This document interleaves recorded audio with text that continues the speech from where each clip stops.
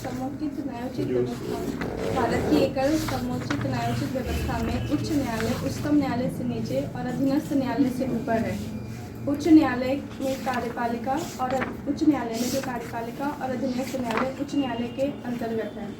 भारतीय संविधान में उच्च न्यायालय का प्रावधान भाग 6 में आर्टिकल 214 से 231 तक है।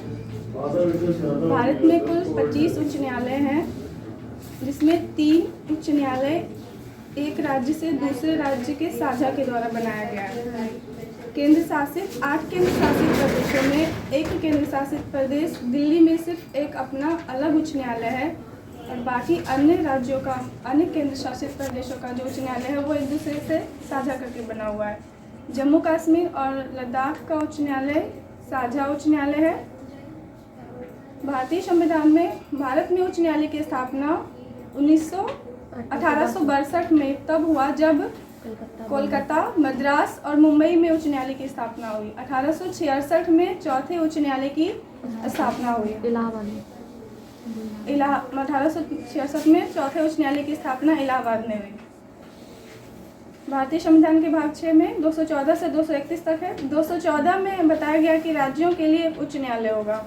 215 में उच्च न्यायालय का अभिलेख न्यायालय के रूप में। 216 में उच्च न्यायालय का गठन। 217 में उच्च न्यायालय के न्यायाधीश की नियुक्ति पद के लिए नियुक्ति। और 218 में कि उच्च न्यायालय उच्चतम न्यायालय के अधीनस्थ प्रावधानों का पालन करेगा। 219 में उच्च न्यायालय के न्यायाधीशों का शपथ।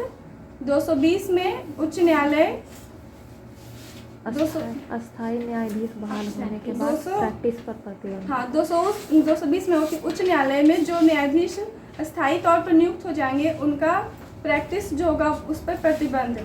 221 में उच्च न्यायालय का वेतन, न्यायाधीश का वेतन, उच्च न्यायालय के न्यायाधीशों का वेतन। 222 में उच्च न्यायालय के न्यायाधीशों का एक न्यायालय से दूसरे न्यायालय को स्थानांतरण। 223 में कार्यकारी न्यायाधीश की नियुक्ति।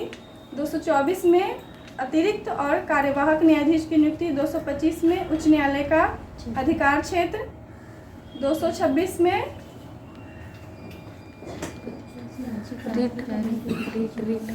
उच्च न्यायालय को याचिका पत्र जारी करने की शक्ति। और 231 में है उच्च न्यायालय का एक उच्च न्यायालय का एक या दो या अधिक राज्यों का साझा। भारतीय संविधान में यह प्रावधान है कि एक उच्च न्यायालय 2 या 2 से अधिक राज्यों का साझा हो सकता है। भारतीय संविधान में 7वां संशोधन अधिनियम 1856 के तहत भारतीय संविधान में 8वां संविधान संशोधन अधिनियम 1956 के तहत यह बताया गया है कि राज्यों का जो एक उच्च न्यायालय होगा वह 2 या 2 से अधिक राज्यों का साझा करके बनाया जा सकता है। उच्च न्यायालय का संरचना और नियुक्ति। भारतीय संविधान में उच्च न्यायालय का प्रावधान उच्च न्यायालय के न्यायाधीशों की नियुक्ति का प्रावधान नहीं है। उच्च न्यायालय में एक मुख्य न्यायाधीश होगा और अन्य न्यायाधीशों की नियुक्ति जो होगा वो राष्ट्रपति अपने विवेक के आधार पर करेगा कि उच्च न्यायालय में जितने अन्य न्यायाधीशों की नियुक्ति की आवश्यकता होगी वो राष्ट्रपति के विवेक के अनुसार किया जाएगा।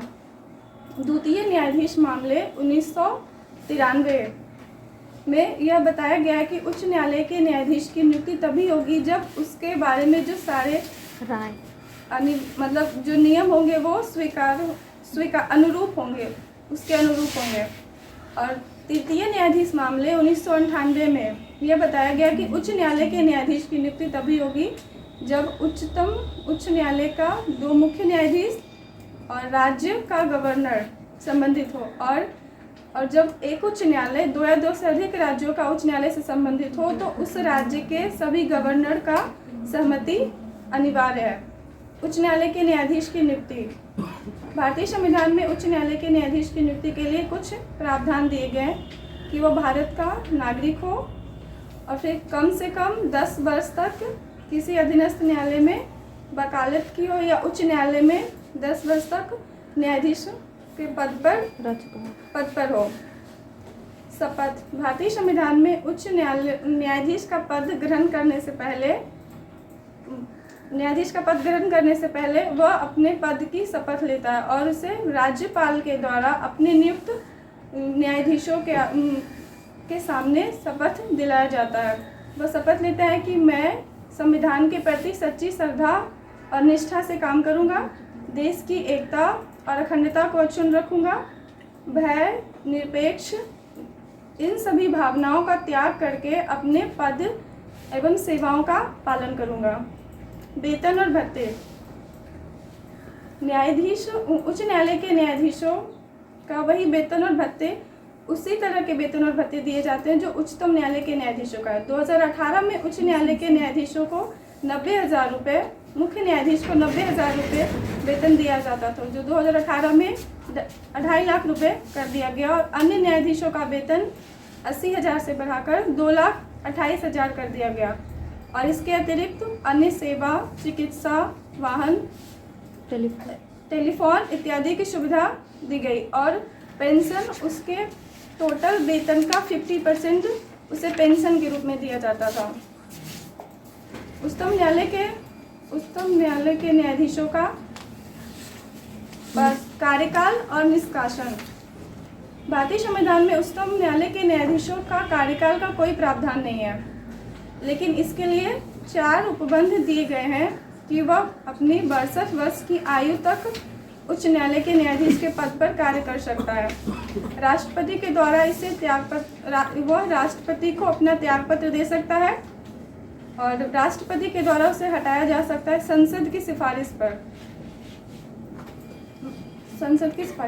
यदि राष्ट्रपति जो है संसद की सिफारिश पर उच्च न्यायालय के न्यायाधीश को हटा सकता है विशेष बहुमत के द्वारा। भारतीय संविधान में जांच अधिनियम 1968 के द्वारा उच्च न्यायालय के न्यायाधीश को के महाभियोग के प्रावधान के जरिए उसको हटाने के लिए कुछ उपबंध है। 100 अभिभावक लोकसभा में और 50 राज्यसभा में यदि विशेष बहुमत के द्वारा संसद में पेश किए जाते हैं तो किए जाते हैं और ये लोग अध्यक्ष या सभापति के पास पेश किया जाता है। अध्यक्ष या सभापति जो है इस मामले में जांच करता है और इस जांच के लिए 3 समिति का गठन किया जाता है, जिसमें कि उच्च न्यायालय का मुख्य न्यायाधीश, उच्चतम न्यायालय का मुख्य न्यायाधीश और एक न्यायविद शामिल होता है। और यदि इस समिति के द्वारा यह प्रूव हो जाता है कि उच्च न्यायालय के न्यायाधीश पर जो महाभियोग के संबंध में जो आरोप लगाया गया है अगर वो सही हो जाता है तो फिर वो राष्ट्रपति के पास भेजा जाता है और राष्ट्रपति जो है उच्च न्यायालय के न्यायाधीश का महाभियोग का जो